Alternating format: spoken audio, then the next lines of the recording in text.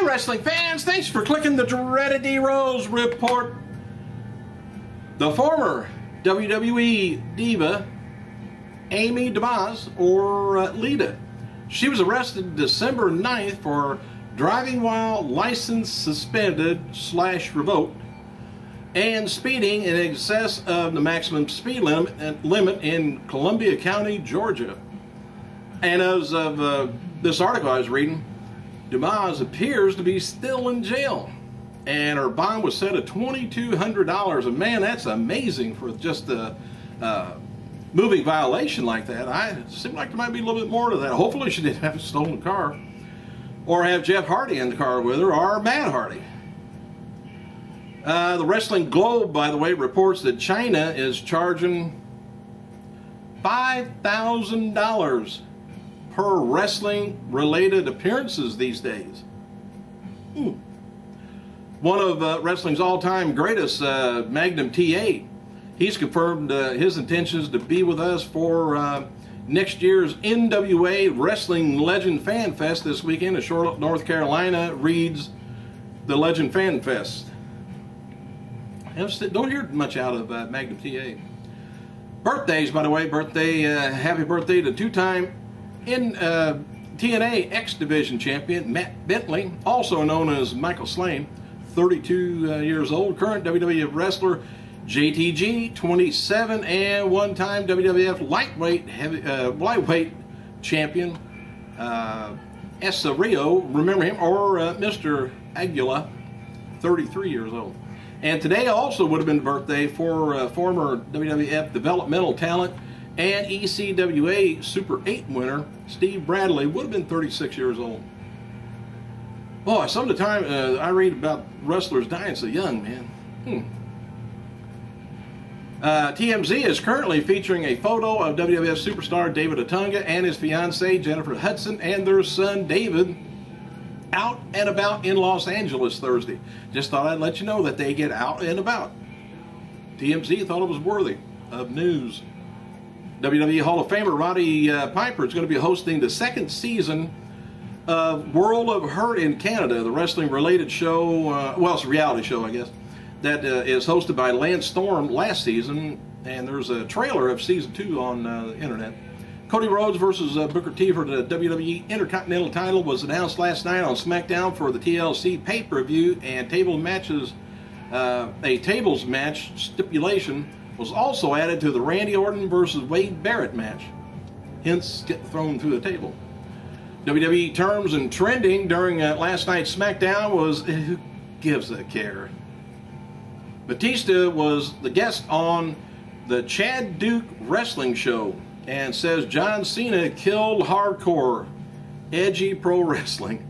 He says, I think, they did the whole PG direction thing, and I think that works for Cena. The little kids love him because he's a great character, and somehow they can look up to him. The girls love him too. He's a good-looking guy and says all the right things, does all the right things, but hardcore fans can't stand him. He's Mr. Hokey, Mr. PG to me. He killed hardcore and edgy wrestling. I think so too. Ric Flair, by the way, is being advertised for TNA live events in Worcestershire, Massachusetts on January 20th, Plymouth, Massachusetts, January 21st, Lowell, Massachusetts, January 22nd. Flair's not booked for upcoming TNA live events in Flair County, the Carolinas, and Virginia for some unknown reason. They want to keep him out of state over in Massachusetts. TNA knockout Brooke Tessmacher was involved in a car accident this weekend, and she wrote, "Sorry about being so MIA the past few days. I got in a wreck on my birthday and was very sick the day after. I'll be back to normal. I'm using you soon. I'm fine with the wreck. Definitely wasn't from drinking. It was 2 p.m. No drinking, no driving. I can't believe that her airbags didn't protect her." Thursday's go-home edition of TNA Impact Wrestling scored a 1.07 rating with about 1.5 million viewers, holding in about the same. Ross and Marshall Von Erich, sons of the WWE Hall of Famer Kevin Von Erich, are headed to Japan on a tour with Pro Wrestling Noah promotion. In 2012, the Von Erichs participated in Harley Race's training camp in October and were booked for Noah then. Good to hear that's still in the family. I hope they can handle the fame and the wrestling, though. A lot of people in their family sure couldn't. No word on yet why WWE pulled Caitlin's heel turn from Friday's SmackDown broadcast, but it was due to time restraints, supposedly. They had to get wrestling out of there so we can have more talking for us. Officials have been talking for a while about putting Caitlin with Beth Phoenix and Natalya, but it's also been discussed turning both Caitlin and AJ heel and have a bigger stable. Jericho wrote the following on Twitter regarding cryptic promos that have been airing on WWE TV. He says, "I haven't watched Raw in a month, haven't seen the mystery promos, sorry, don't know and don't care, so stop asking me." Rey Mysterio, who's been sidelined since August due to a knee injury and surgery, has reportedly scheduled for this weekend's Tribute to the Troops festivities.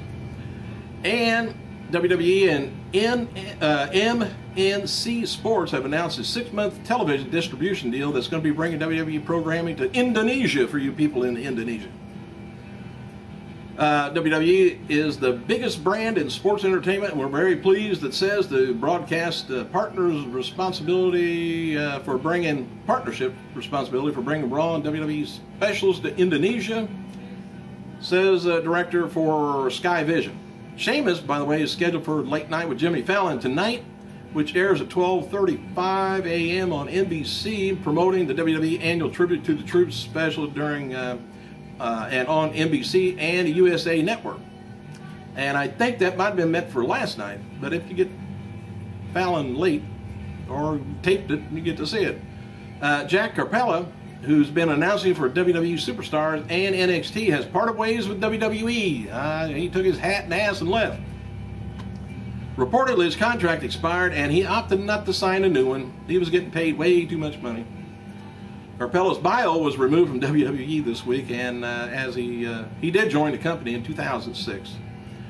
Hey, believe it or not, that's about all the news I got. It was kind of a slow news day, so take care.